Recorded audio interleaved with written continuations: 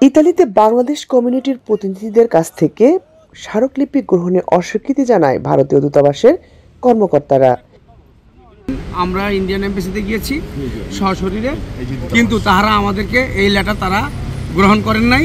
তারা বলেছেন তাদের ইন্ডিয়া কোনো অনুমতি নাই এই লেটার নেওয়ার, কারণ তারা যে আমাদের উপরে যে আগ্রাসন চালায় এবং তারা যে কর্তৃত্ববাদী সেটা আজকে আবারও প্রমাণ করলো যে ইন্ডিয়া যে আগ্রাসনবাদী একটি দেশ।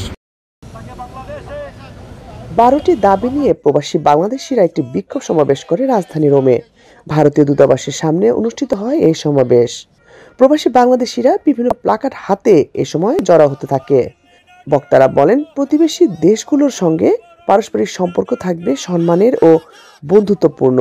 সেখানে 5 আগস্টের পর থেকে ভারত নানাভাবে বাংলাদেশে আগ্রাসন চালাচ্ছে। সেই সঙ্গে তিস্তার পানির হিস্সা ফেলানি সহ সীমান্তে কোনো হত্যাকাণ্ডের বিচার না করে বর্ডারে কাঁটাতারের বেড়া দিয়ে বাংলাদেশে নিজেদের আধিপত্য বিস্তারেরও পায়তারা করেছে।